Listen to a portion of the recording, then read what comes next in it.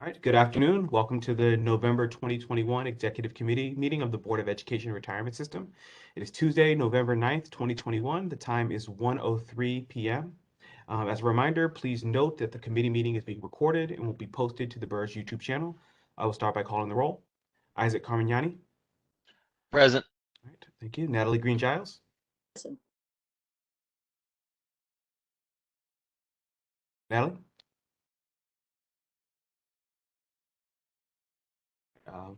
Please heard present. I heard her briefly. Yeah, I did hear it and then cut out Can again. you hear me now? Yes. Okay. All right, perfect. Sorry about that. No problem. Michael Kraft. Present. Thank you. John Matterich. Present. Perfect. Thank you. And Russell Buckley. Present. All right. Thank you. We have a quorum. Do not have any alternate members here. The first item on the agenda is to consider the minutes from the September 2021 Executive Committee meeting, a summary of which was included in your packets. Can I get a motion to approve the September 2021 minutes? Propose. Michael. Thank you. Michael, second. Second. Natalie, thank you. Any discussion? All right. All those in favor, please say aye. Aye. Isaac, Aye. All right, perfect. All right, any opposed? Motion carries. Second item on the agenda is to consider the minutes from the October 2021 Executive Committee meeting, a summary of which was also included in your packets. Can I get a motion to approve the October 2021 minutes? Michael. Thank you. Second.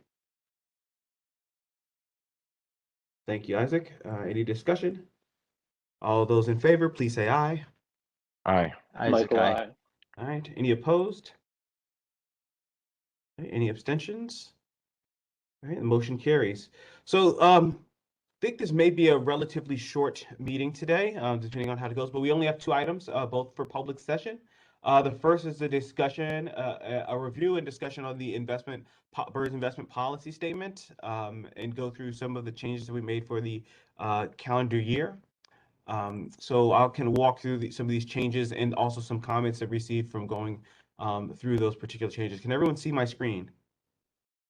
It's black. Okay, let's see. All right, let's try this again. Try this again. There it is. Any better? Yeah, All right, perfect. that's Thank better. you. Okay, perfect. So let me get this out of the way. And first, I want to thank Siegel Marco, the folks at Siegel Marco, and the team for reviewing the investment policy statement, giving us draft language to utilize. So the habit, we want to make sure we're doing this every year, both kind of pruning the appendices, adding in new things when deemed necessary. And the last time we reviewed the investment policy statement was in 2020. It was the new investment policy statement revamp was adopted April of 2020, and we had plans for further meetings, but of course, with COVID, they kind of fell by the wayside. So the purpose of the 2021 annual review is really three major items. The first is to make regular maintenance updates, which is if we have new allocation targets, new rebalancing ranges, and so updating those within the document. The second is adding new strategic items. And so as you recall, in October, we passed a net zero climate plan, and the resolution stated that the climate plan will be an appendix to the investment policy statement. So adding those strategic items. And then the third is to kind of streamline the appendices where necessary. And so a lot of the document, both the body before we reviewed it and the appendices, were more process documents that had a lot of information around the types of questions that staff should ask when it came to things like securities litigation, but just kind of got into the weeds in a way that it kind of delved more into process and how we should approach things like due diligence versus kind of what is the board's overall policy, what we should be looking for, and how we define success and failure. And so, yeah, I think so we were able to do that. And I think everybody received a copy of the draft IPS change with track changes, as well as a summary of the changes made to this go around. So I'm going for the presentation. I'm not going to show the IPS kind of line by line. Instead, I'm going to walk through each of those kind of the changes made and comments received, both from email, but then also from meeting with some of you kind of outside of this particular meeting. And so that's what we're going to go through. Any kind of questions that before we kind of get started? All right, Hearing none. So the draft changes to the IPS fell into 8 categories. So kind of strategy changes, the executive committee, asset allocation, manager selection, the asset class guidelines, process to policy changes, new policies added, and then more cosmetic and section changes, so section headers. So I'll go through each of these one at a time and go through the change. If somebody wants me to slow down or kind of explain a change, let me know. And then go through some of the comments and some solutions to kind of rectify or kind of address some of the comments received. And the first one, strategic changes. We had 2 changes here, and I put in parentheses the page numbers in which those changes were made, same as in the summary document. First is we added the funded ratio strategy to the asset allocation section, and this was an outcome of the asset liability study. So we gave guidance to the board on the relative risk level we should take for a given funded status. One of the things that came out again the asset liability study is that as we both approached and passed 100% funded, and kind of the risk level or kind of the risk to underperformance versus the upside to outperformance meant for things like contributions, what that meant to the fund, and then how would we change on the margins our investment strategy accordingly. And so that we added both paragraphs and a table to the asset allocation section to kind of outline that general strategy. The second thing we did, this is on page 1, we added a separate climate change strategy section. So it specifically addresses sustainability factors and integrating those into our decision making. As you recall, in the April 2020 changes, we had an investment philosophy and strategy section that kind of put a bullet point on what types of considerations we would have in making our investment decisions. This took one specific aspect of that, climate change, and separated that out. Any questions on the changes before I walk through some of the comments from the trustees?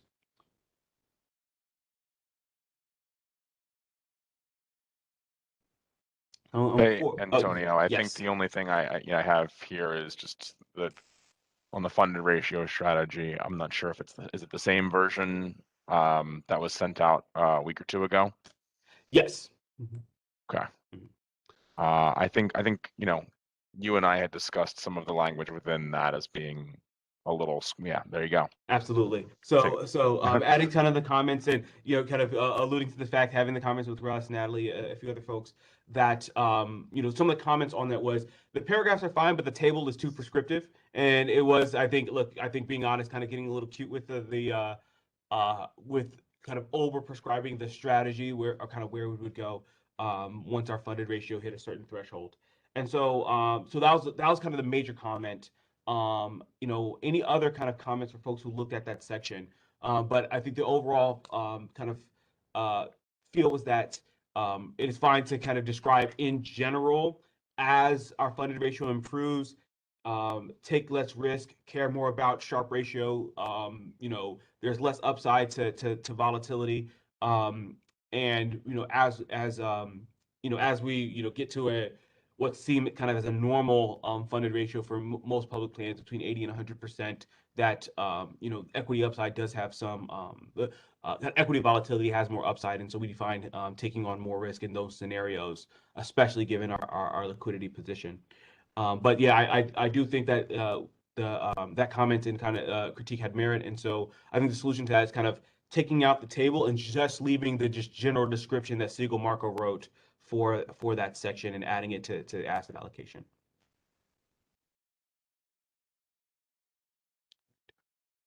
That sound good to folks? And I don't know if again. I mean, we have this conversation prior to this meeting, and yes, I totally think that is a good way to go. Agreed here as well. Okay. And just a reminder, we're in discussion, and we're hoping at the end of this, like I will send out a copy of the IPS with the changes made from this conversation for the full board's approval, for the executive committee to look at recent comments, and then hopefully get a full board approval on November 23rd. The second item on the added climate change strategy, which was added to page one, the big comment was that ESG factors are already mentioned in the investment policy and strategy section that we added in April 2020. And that separating out climate change makes it seem less integrated rather than more integrated into our process. And so as if it's kind of special. And I do, again, think that has merit because, oftentimes it's seen as, oh, we're doing an ESG allocation when the thought is really that all these factors will be part of our mosaic at all times. So one solution would be to just kind of add sustainability specifically to the investment policy and strategy bullet points, but taking out that separate paragraph. And wanted to, again, I think this is both Natalie and Russ, you had comments on this, but if you can explain to the group kind of what you're thinking behind this, because I do think it has merit in that if we're trying to get it to convey that we are, all of these factors go into all of our investment decisions rather than, certain investment decisions.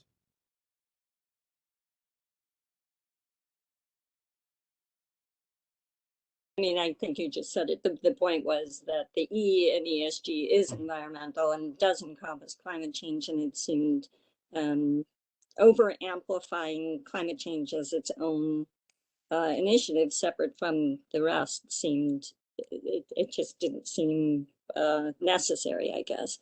And then we do have the net zero carbon emissions plan in the appendix, which stands by itself. So, but others can chime in and see what they think.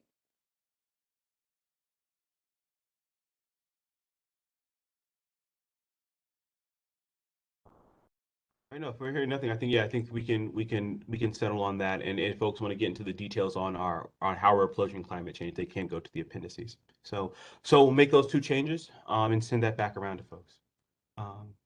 See if there's any other comments or questions on the strategic changes that we added to the IPS before we go on to the executive committee. Right. None for me. I'm good. All right. Hearing none, we'll go. So this is a big change, and really I call it the Empowered Executive Committee. The change to the IPS, some folks saw kind of the memo that we sent out on, kind of really stemming from this past summer, not reaching quorum and having to forego some fee savings. And missing out on, I think, over the long haul, about $2 to $3 million in savings by not having quorum. And so this Empowered Executive Committee really had four main components. First is the committee size and composition. The executive committee would be made up of five trustees, the two elected labor representatives, a representative from the chancellor, and two members from the PEP. They would be delegated manager selection up to a threshold. That threshold being $50 million in the private markets, $250 million in the public markets, and then all index fund selections. The proxy committee the executive committee would also have full delegation as the proxy committee. Currently, BERS is the only system that does not have a delegated proxy committee. So all the other systems have a subset of the board vote and approve the shareholder engagement plans on a year-to-year basis without having to go back to the full board. BERS is the only one that does not currently have this. And then reporting to the Board of Trustees, this was added in by legal. I think it's really smart to add in the responsibilities in detail that are required by statute for any investment committee, and so that we would still have the responsibility to report certain items to the full Board of Trustees in exchange for that delegation. I put both the commentary together because this is a big issue with the fact that we still do not have law department approval. And without law department approval, it's too soon to add to the IPS. And so, if we were not to get a law department approval before November 23rd, then we would send out a separate copy of the IPS with the current executive committee kind of makeup and authority intact. But with still being able to approve all the other IPS changes that we would not need law department approval for. But I mean, that's obviously a pretty big comment and a pretty big holdup for this change. But we did want to be ready just in case law department approval was forthcoming, just to have it codified in the IPS. So questions on kind of the Empowered Executive Committee and the kind of the and what that means and entails for the fund going forward. One question, Antonio, I don't recall with the proxy committee, would that be re-enabled? Does that sunset at all and have to get re-enabled with a full board vote? So I think every year, so we would add, so right now because the everything is consultative, there's no kind of delegation, so it's all that any committee can make recommendation. Right now, all it says in the executive committee, the thing we approve for the executive committee every year is that you'll essentially hear the proxy or kind of the corporate governance office's presentation. So it would have to be updated annually, just like any of the other authorities. Okay, gotcha. Yeah, just thinking the board is going to be different in some way going forward. Absolutely, and so that's why I think in the near future. Absolutely, and I think we're the only. So for teachers is one I know, for instance, where there is a subset. I think it's UFT and the comptroller's office act as the proxy committee, and so it is the only but I've never seen them have to vote on that, right? It's like here are the representatives that make up the proxy committee, and they just vote for they just hear the presentation and vote whether or not to proceed. So yeah, I don't know. I've never, or at least I don't recall what their voting process is like, because it is separate from any of the other committees, since I think it's really the only one that's not a committee of the whole. Yeah. All right. But I think again, this is streamlining thing, and we almost ran into an issue last week as well. Last month, with regard to the proxy committee, because we didn't have the frequency to meet. We almost missed out on the first batch of shareholder resolutions that the corporate governance office proposed. Literally, they put them out, I think, the Monday after our board meeting. So that is, again, I think they still have kind of the same kind of time crunch as some of our manager selection obligations. So this is on hold, I think, until we get a yes or no from the law department. But so I'll send out a separate copy of the IPS for approval without it if that is not really forthcoming. Any other questions or comments? Okay, so now we'll go on to asset allocation. Highlighting all the changes that we've made to kind of asset allocation and rebalancing first. Just adding the targets and rebalancing ranges approved in 2020. We deleted bank loans, so got rid of that out of the mentions of bank loans, both in the asset allocation section, but also in the asset class guidelines. We added dual benchmarks for real estate and infrastructure. So BAM uses benchmarks for the program for real estate Odyssey plus 100 basis points and CPI plus 400 basis points for infrastructure. We added additional opportunity cost or PME benchmarks to both, which are the ones they use to that they also report when they're comparing individual investment managers. And they are correlated with the current parking places. We added a private credit benchmark. I'll tell you right now that it is. We added one because it was kind of TBD. I think we have a lot more discussions we can have on this, and I go further to discussions around benchmarking. But we added a private credit benchmark, and we added fixed income duration target to rebalancing that, so that core fixed income duration should be plus or minus 1 year of our market duration. This is really kind of a symptom of the large kind of duration moves made by the Bureau of Asset Management over the past several years that one make it difficult to think about performance and kind of track performance. But then I think even more importantly, the idea of making kind of interest rates bets, given the speed or lack thereof that we have with regard to rebalancing. We want to keep our rebalancing ranges pretty tight when it comes to duration, that we don't want to take a ton of active risk, whether it's interest rates or sector bets within the portfolio. We want to stick as much as possible to both weightings and duration that look like the Bloomberg Barclays aggregate index. So comments, I didn't get any comments on the general new targets and rebalancing ranges or bank loans. That's really cosmetic changes. For the dual benchmarks, comments was we should pick one benchmark for the IPS. And I think after the discussion, and Russ, I don't know if you wanted to kind of illuminate the rest of the board, the executive committee, but our take was that many of the benchmarks we feel are especially the CPI plus 4 is a little light, right? That ultimately it I think I think it exaggerates the outperformance of the infrastructure program and what type of risk we're taking.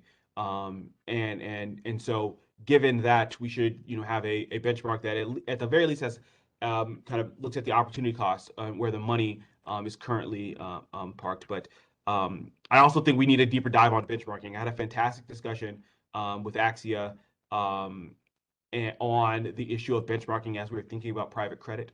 But it is of huge importance for the board to understand kind of what we're trying to do with benchmarking. It's really it's the way to assess our decisions and ultimately whether or not we're doing a good job, right? And so we should definitely have a deeper dive on benchmarking. I don't know if we'll see if we can fit something in December perhaps, or maybe early next year, January, before things really start to turn over. But it is an important discussion. I will tell you that I'm not 100% satisfied with where we landed, but we did want to have something in the IPS for you guys' approval, even if we're going to have further discussions on it. Yeah, I don't think there's too much I can add to that very thorough discussion there, Antonio. I think it's important for us to have a benchmark. I'd like the benchmark to be appropriate for the consummate risk and liquidity lockup that we're taking with that portfolio. But certainly having a benchmark is better than not having a benchmark. And I invite both, Matt, Michael, Vanessa to comment on this as well. It's a huge, we're not the only system to struggle with thinking about how to benchmark, but it is something that we do not spend a lot of time discussing at the either the common investment meeting or any or historically at any of the kind of investment meetings I've been to. But it's of a big important, even if it's a pretty complex and not 100% satisfying discussion.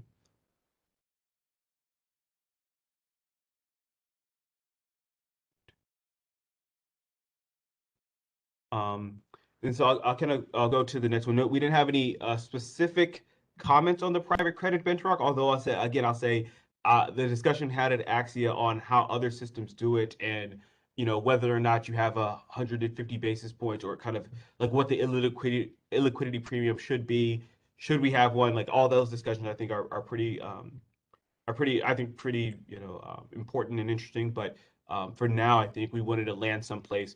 And I'll be honest, I really want to signal this is acting as a signaling device that we are serious when we say we want the complexion of the program to look a little different than the other systems. And the way I think we communicate the types of risks we want to take are kind of implicitly by saying, here's our benchmark. And so that is telling you, here are the types of risks we're willing to take.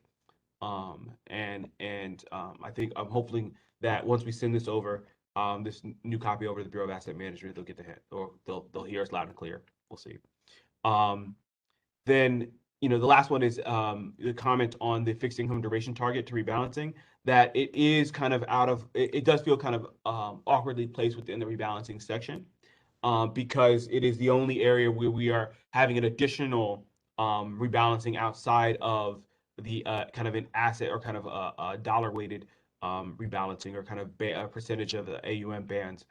So instead, we're going to, I think, a good idea of adding it to the table. And so just splitting up the section where we have kind of the plus or minus kind of like 4 or 5%, and then having a separate section there just for core fixed income that says also plus or minus 1 year duration. I think that solves the issue by communicating that we want the duration to stay within plus or minus 1 year, but also not putting it in a place that it feels very separate than the rest of the section. Any questions on that?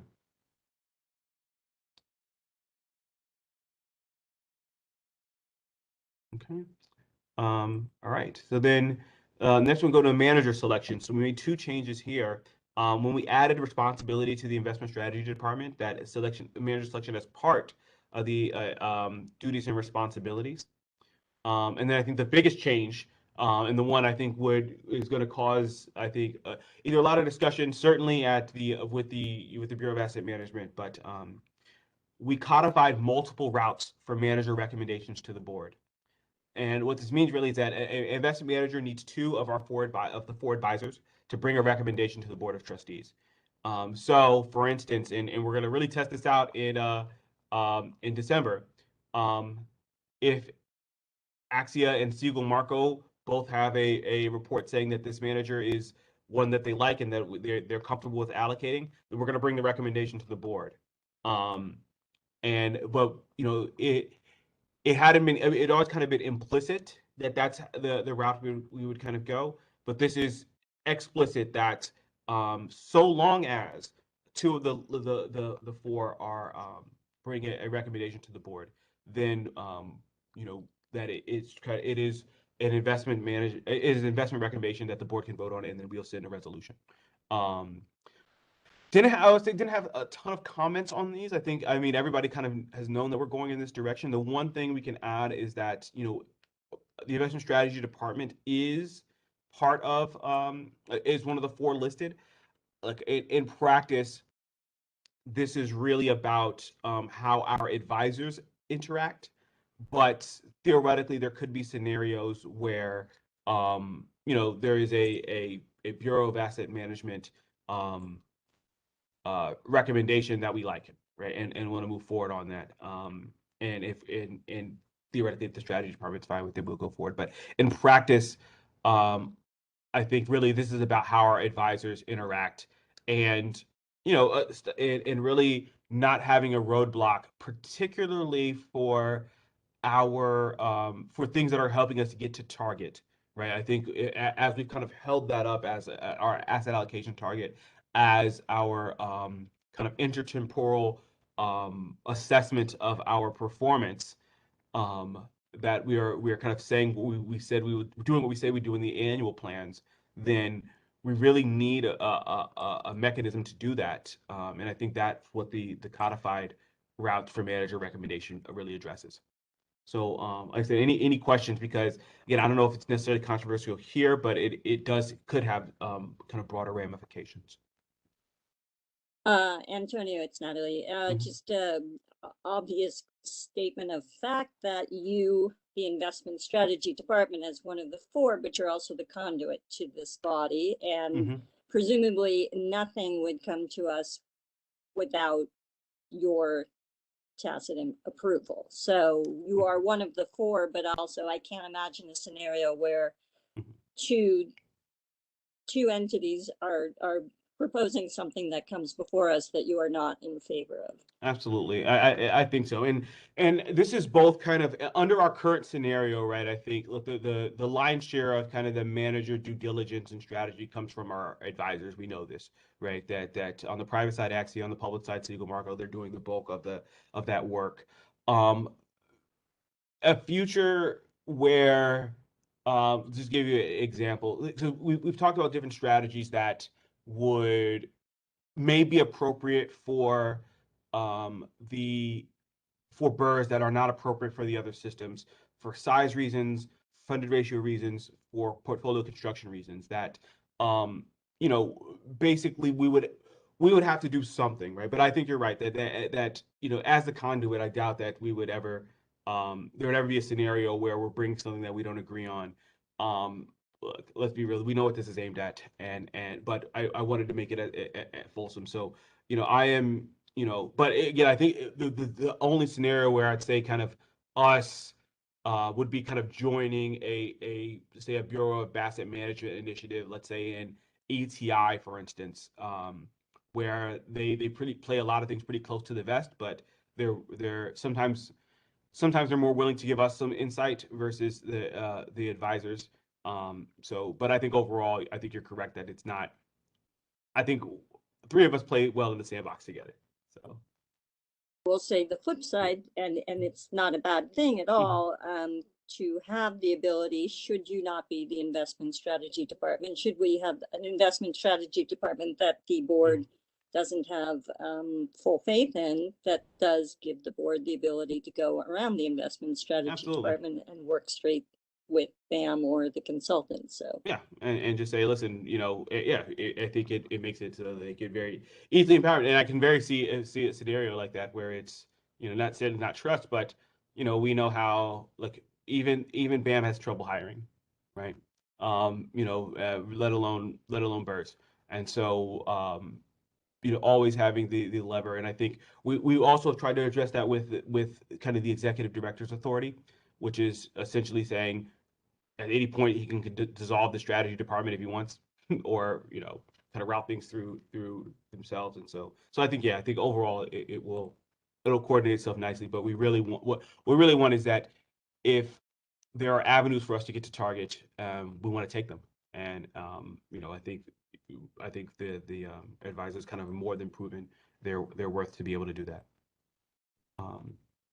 So any other questions on manager selection? Because I do know, again, it may seem, again, internally we understand kind of where we're trying to go, but it may have other ramifications. So I want to make sure we've discussed this fully before we move on to the asset class guidelines.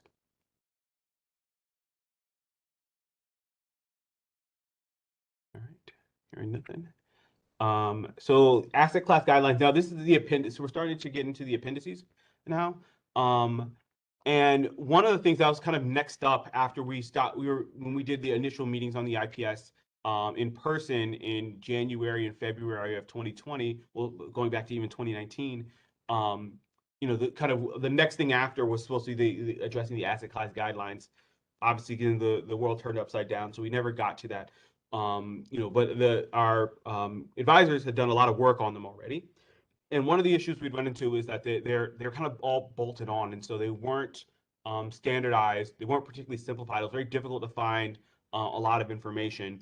There was a lot of duplication. So, for instance, our private equity and real estate guidelines basically took the sections on duties and responsibilities and repeated them again. So that entire section was added to the PE guidelines when they were first made, the real estate guidelines when they were first made. And not 100% sure why, wasn't there at the time, but so we took those out. And so what we did was just kind of really standardize the format so that if somebody's looking, they know exactly what to look for how we're supposed to perform, what type of vehicle structures can we invest in, what will portfolio construction look like, and why. So with the public markets, we have philosophy and strategy that really goes into whether or not we're going to use indexation, passive management, or active management in that particular strategy, and why. What performance objectives, so the benchmark, and then the guidelines on the types of securities we can invest in, how much cash should be holding. So that is for the public markets, and in each equity and fixed income look that way. In the private markets, same thing, philosophy and strategy. The strategies are included and excluded, and this is important because of certain things on the line, like real estate credit. Do we include it in real estate, or do we include it in opportunistic fixed income / private credit, for instance? The performance objectives, again, benchmarks again, and then the guidelines talks about the structures, our targets for each of the strategies. So, for instance, in private credit, how much we want in direct lending.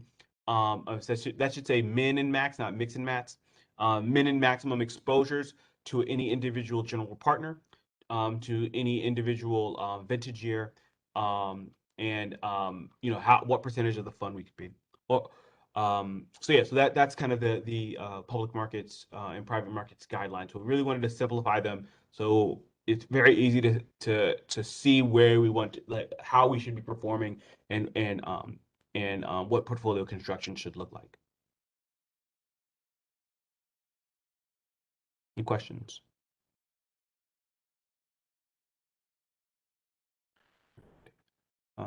Moving forward, several of the appendices were really process documents rather than policy documents. And so to the extent that we were able to eliminate sections from the IPS, not necessarily, we still have copies of all the documents on SharePoint and links to them.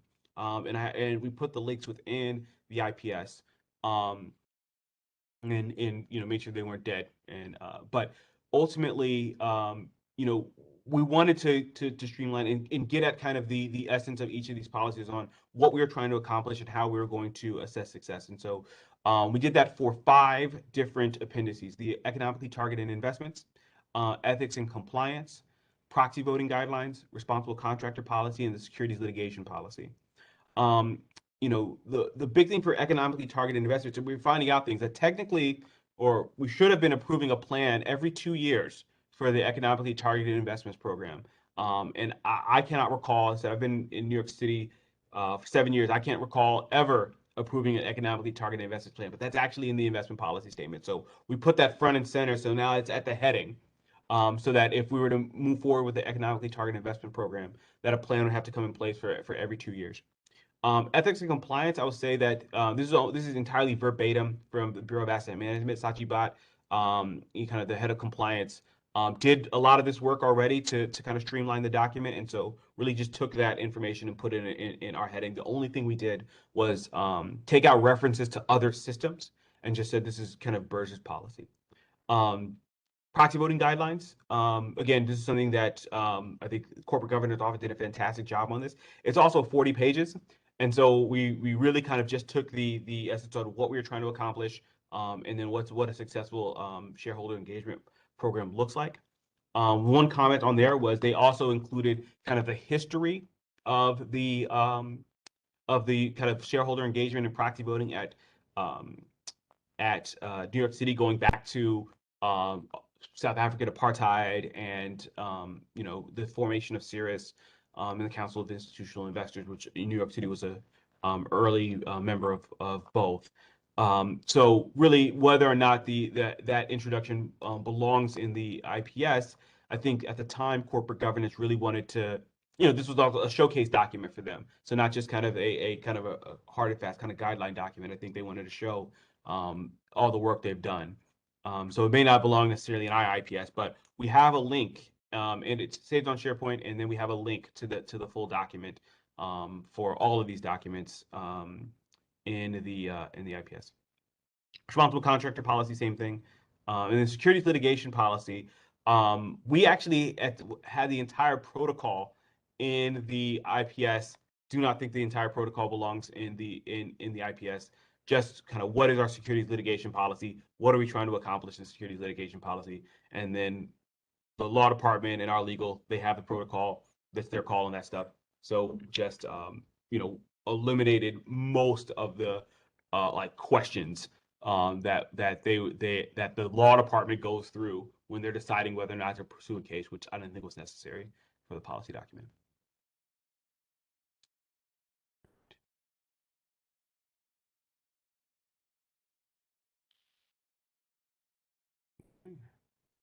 Anything else? Actually, stop sharing. And so those are the major changes. We only had I didn't add the last ones because they were really they were mostly cosmetic. The one thing to add was on prohibited investments in securities.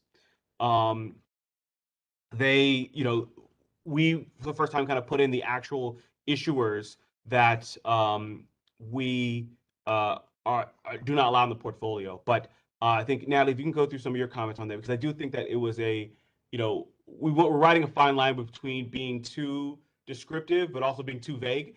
And so we wanted to find a happy medium between the two.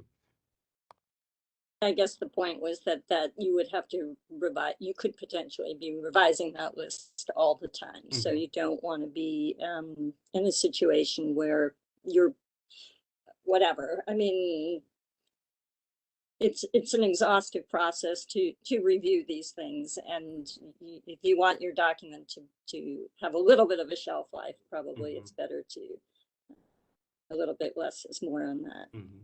But so I do agree with having. I mean, it is helpful to have the securities there. Mm-hmm. There's no gray then. Mm-hmm. I can't remember. I'm totally blanking on what else we talked about. So I apologize. Your notes are probably better than mine. So and actually we do have a discussion because it is we do have to update it every year, right? And I think that is whether or not, like I said, wanted to show people like here's actually what we've divested, or here's actually what we cannot see, but whether or not it is appropriate, right? And whether or not just having kind of the big categories in the section makes sense because of what Natalie kind of said, where it's, we will be updating it every year. And so we'll have to send out a new appendix every year if we're doing it right. And so I want to hear from folks on and not just, obviously want to hear from the committee, but if staff have any ideas about this as well. I'll just say, sort of to echo some of what Natalie said, I think these proposals are very forward thinking, and I think it's important to kind of clean this document up the way that Antonio's proposed, really setting up the next board come 2022 for success. Handing off a really cohesive document for them to review, and if they need to make revisions as they see fit, but really making the document consistent across asset classes, updating it for the really important net zero pledge that we just made. I think a lot of these edits are very well received by me, and having flipped through the track changes, I feel confident in the document that Antonio presented today.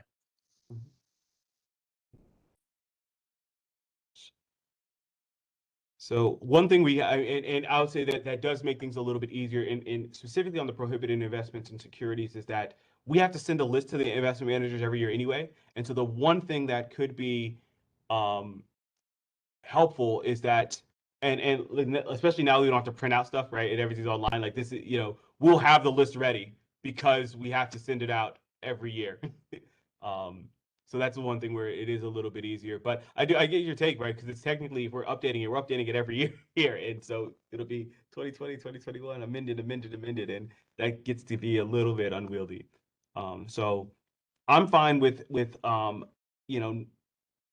doing something maybe similar to what we did for the other sections, where it's, if we'll have a copy of the prohibited securities on SharePoint. And instead maybe making that section. Now let me ask you, should we make that the section instead something that's defined, and so it just has the definitions of certain fossil fuel reserve owners, what that means, but very vague, like trying to make it as not too, because we might miss some stuff, right? That's the one thing I think is, especially with fossil fuel reserve owners.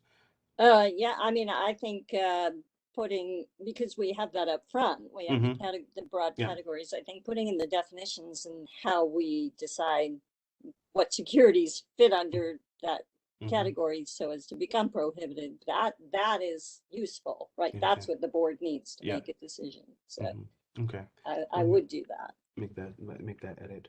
All right. Okay, so we put those notes there. All right, and let me see if there's other items. Oh, there was one other item that I did not mention because this actually just came up in the conversation, the parking places. And so under the asset allocation table, or either other asset allocation table, having the current parking places for each of the private asset classes is another thing that we still need to add. Antonio, sorry, this just popped into my head. Didn't we at some point say payday loans were also prohibitive, or was that just an optics reputational risk? So that never got voted on. That was in our initial, so that was part of a, I want to say, because that happened with the Mariner, with the Warburg Pincus, and so it was never a official resolution. It was part of our side agreement that went into our manager selection for private markets going forward. So yeah, it was never an official resolution. It was a one-off, and then they said they're going to add it to our side letter for opt-outs. Okay, got it. Thank you. But that does kind of give a question on, but we have historically had less visibility into this than other things, but whether or not we add the things that are within the standard opt-outs for our, because this is a public markets document, right? Like the prohibited securities are public markets, are implemented only in the public markets. Is there a way to do something analogous for the private markets for I think it's payday loans, but the private market stuff's so vague, right? Because it's just like reputation risk, and it says like headline, like so it's all. It's vague and it's so opaque. It's so Mhm. hard to, I mean, unless Axia has some magical formula for the diligence on that bit. I think that And I would be scared to see a bill for what that would cost, but anyway. Okay. So in the meantime, so what we'll do is we'll add the park place and the kind of I just kind of the broad definitions to the to each, but we'll treat the actual securities as a more of a process document like and just have it kind of saved on our shared site. Okay. Yeah, the only other changes that were made were cosmetic in nature. We added we said investment strategy department. In some places we had said investment staff before. We eliminated the third party advisor section and instead added our consultants to the responsible party section since all are fiduciaries to the fund. And then we moved the watch list from the actual body to the appendix for putting managers on the watch list. All right, so given that, I will there's kind of no other comments or questions. I will take these notes and send out a copy to the committee to see if captured everything, all the comments and edits. And if it's good, then we'll put it in the board packet for the November meeting. I just want to echo what Russ said before about, I just really appreciate the time you and your team took to do this, to really come up with something that I think, I mean, it's so important. We all know the inherent risks of a board that's made up of political appointees who I don't have to say any more about that, but to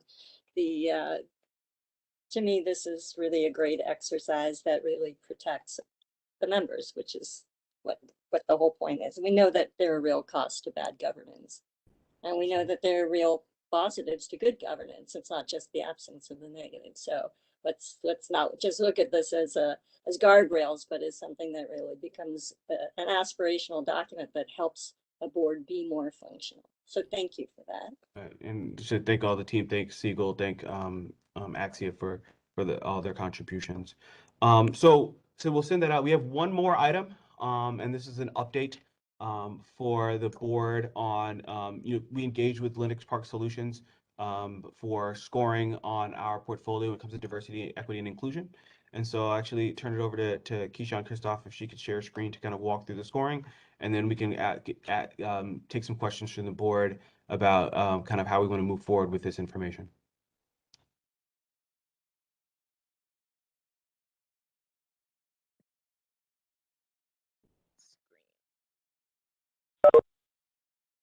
All right. We can see your screen.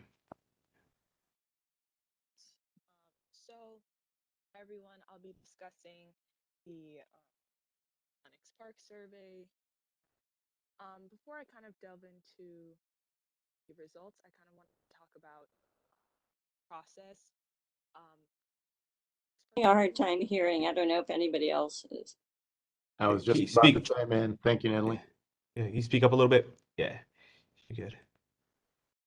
Can everyone hear me now? It It is. All right, it's better. Try one more time. Hello? Yeah, we can hear you better. This is good. Okay. But now we lost your screen though. Bringing it back. Okay, great. Yeah, so I wanted to discuss the results of the Linux Spark survey and kind of talk about the process and the questionnaire before I jump into the results. So when Evelise was here, we started conversations with the Director of Business Management at Linux Spark in the beginning of May. And we spoke to him for about a month before survey kickoff. And in that time, we received communication materials. We kind of discussed DNI, discussed what we were looking for, and we were able to speak to legal and have them review the documents and give any comments and suggestions that they had. Because I think we really wanted this to be a very thoughtful and intentional process. When the survey actually was going to go live, there was a kickoff email informing the managers that it was happening and that we partnered with Lenox Park and authorized them to give any information that Lenox Park was requesting on the platform. The survey launched at the end of May, and all of the managers got an email and a link to log into the platform that they would use to answer the questions. So it was supposed to be about 3 weeks start to finish, but we definitely had some hurdles. Some managers started the survey and kind of didn't finish it. Some had trouble logging in and reached out to our team instead of Lenox Park. And some emails, this didn't happen too often, but some emails bounced back. So it ended up being a much longer process than we anticipated. And we got the consultants involved as a way to boost engagement. They were able to help us out by sending out reminder emails.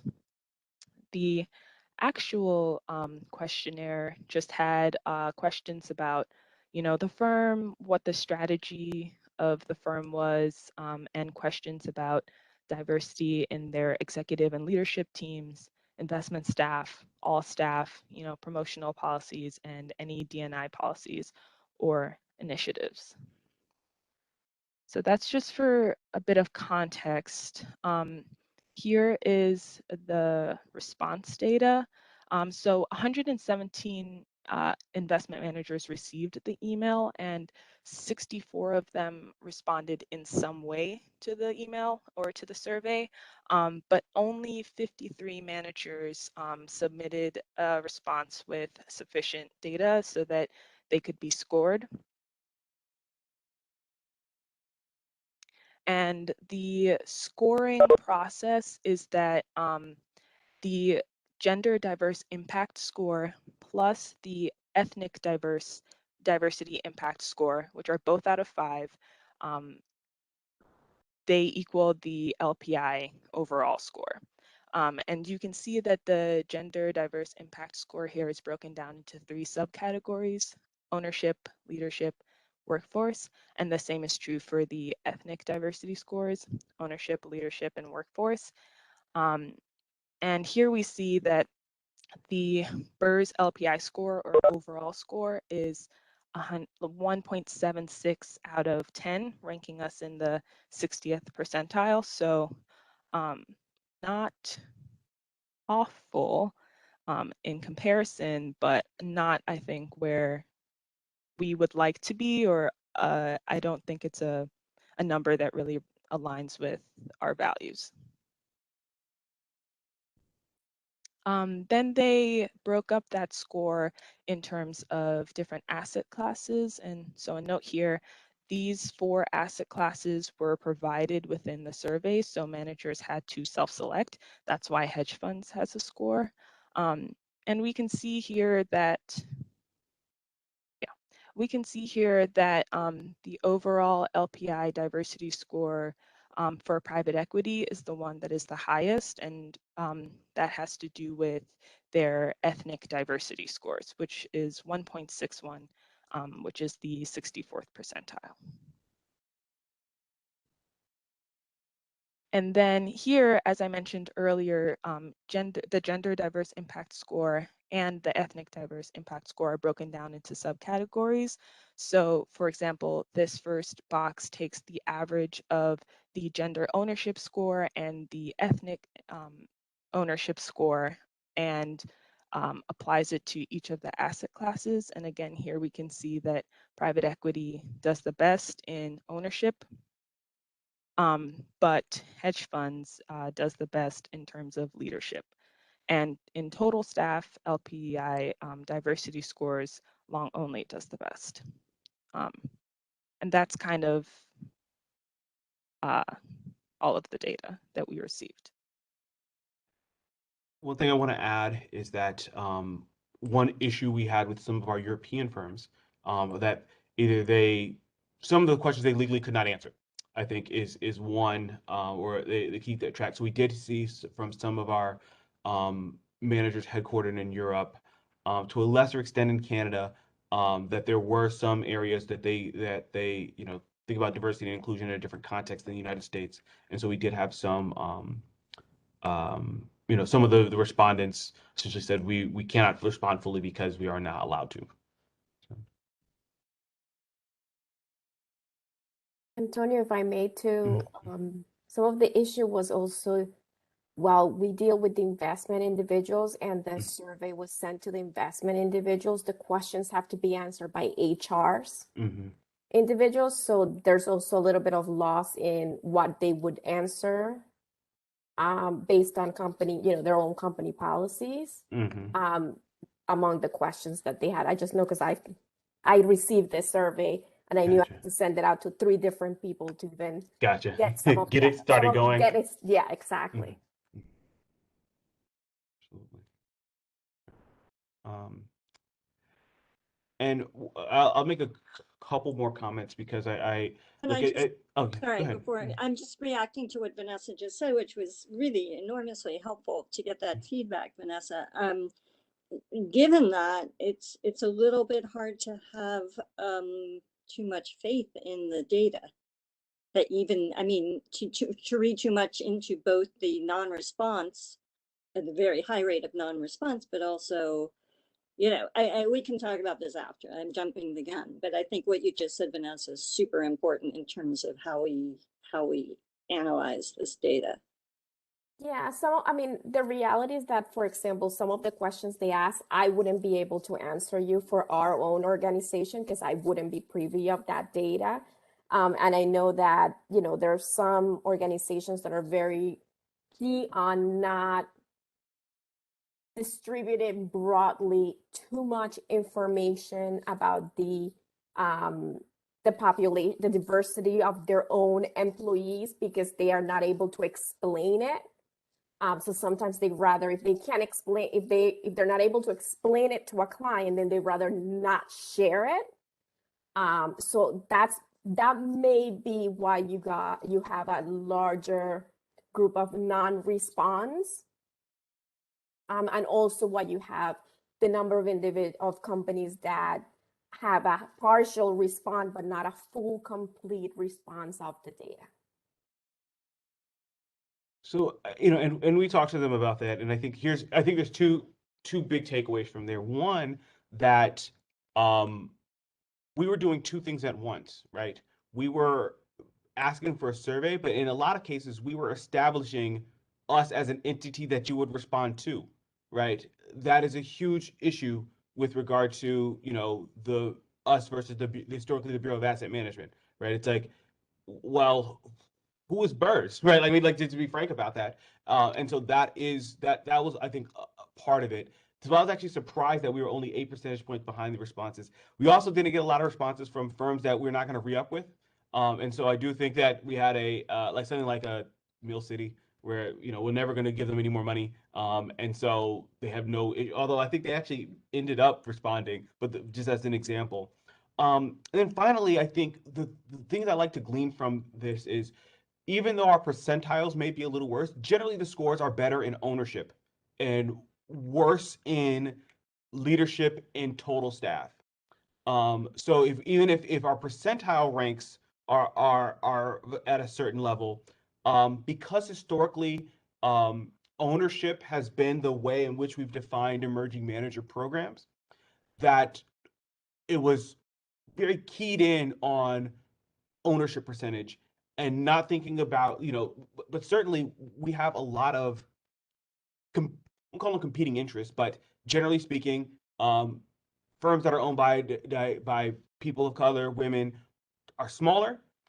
They are, so if we're thinking about fees, if we're thinking about whether or not it's going to be in long only versus private equity, where can you start a firm, who's spinning out, like all of those things kind of came into play.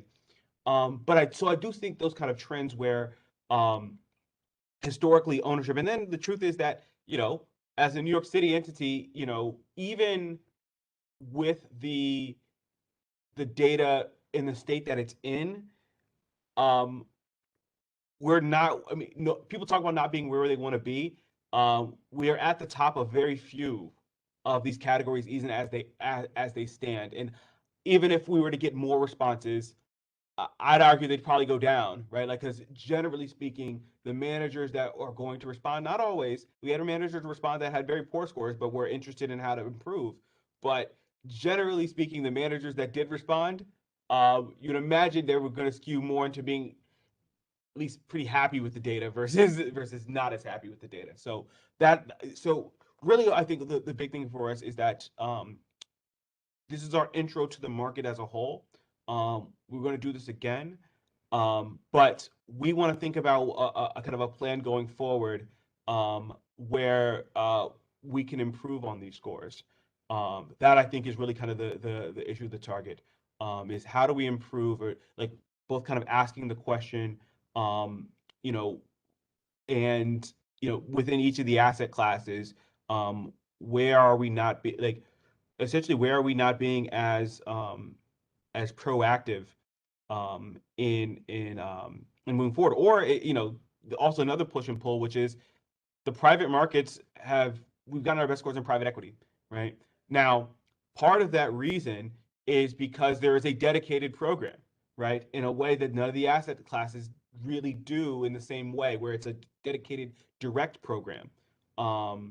So is that because that was a historically kind of a area where we had a direct program, is that a way to move forward? So it's really, I think it's certainly because of the lack of response we have to, or the lower the response than we would like, we have to both be I guess cautious about the data writ large, but I still think we can glean some patterns from this information, given some of the things we do know about how we functioned over the past 5 to 10 years at New York City as a whole, and kind of getting at like the tension between kind of our move towards indexation, larger firms in some areas, and what that means for kind of diversity and inclusion scores, and how do we then kind of navigate those discussions with our current managers, both the ones we're not going to hire, but then also the ones that are doing well.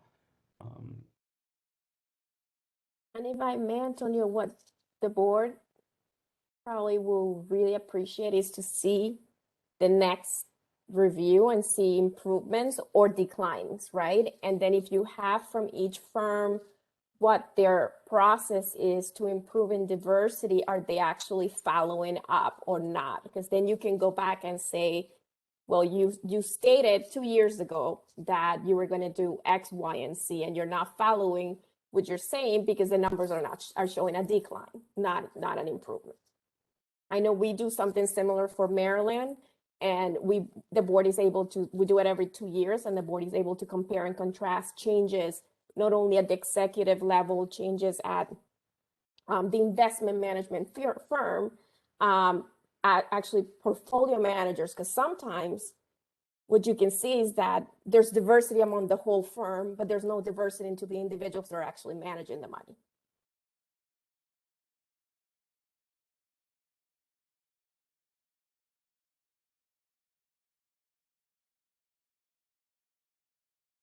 I think you're muted, Antonio. So thank you, Vanessa. It's something we want to address with this board before you guys turn over. I guess it was my take on it. Is it's the last one in a similar way. We kind of put a stake in the ground with regard to climate change. We'd like to put some type of stake in the ground on diversity and inclusion outside of the survey before you all leave for the next board. And so that's kind of our we want to really have those discussions with you all before that time. So just getting to kind of put it in front of you. There's a lot to do before we leave, and so wanted to make sure that this was. I think this is the last one of the last areas we want to make sure that we have a policy in place before we move forward. So yeah, so like I said, any other thoughts? And I really appreciate kind of Vanessa adding and look, working with Siegel, working with Axia, it's something that we have to do every look, see what other folks are doing, if they're making progress, folks that have kind of come before us, if they're making any progress, and how. That's really what we need to think about. And then just to state the obvious, to remind ourselves why we're doing this in the first place, other than morally it feels like the right thing to do, is as fiduciaries, the premise is that we believe that a diverse workforce yields better performance. So there should be a way to overlay this with performance. Ultimately, that is what you want to prove. That's what people believe, and that's why we're investing in this. Yes, absolutely. All right. So yeah, so just wanted to give you guys that update before we, like I said, this is our first month without any investment managers. There will be investment managers on the November 23rd calendar. Well, we've already talked about them, so you know, those were addressed at a previous executive committee meeting.